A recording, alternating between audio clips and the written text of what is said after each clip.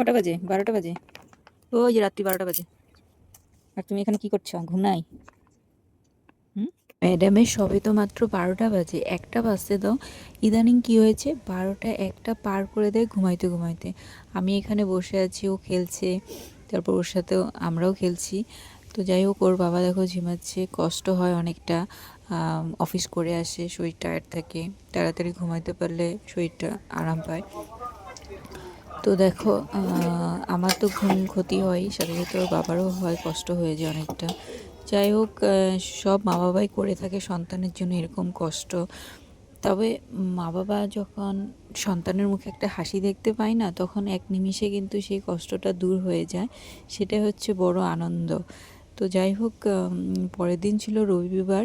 সকালবেলা চলে আসলাম রান্নাঘরে, ঘুগনি করলাম, পুরি করলাম। দিদা কিন্তু অনেকটা হেল্প করে দিয়েছে আমাকে, সাথে দুধ চা আবার। বাবা কোনটা তোমার? বাবা কোনটা? यहाँ आपको ले रही है কোনটা বাবা কোনটা? এটা বাবা। 1000 to 1500 এটা মা কই? মা কোনটা মা? और भाई उसके बाद आप ওইটা মা, ওইটা মা। আচ্ছা বাবা কোনটা? বাবা কোনটা বাবা? आवाज सुनाई देती है। আমার মেয়ে আনভিকাকে এখন স্নান করিয়ে দিয়ে চুলটা আশ্রিয়ে দিলাম, জামা কাপড় পরিয়ে। তারপর ওকে খাইয়ে দিয়ে ঘুম পাড়িয়ে দিয়েছি। তারপর আমি রান্নাঘরে চলে আসলাম, এখন চিলি পনির বানাবো।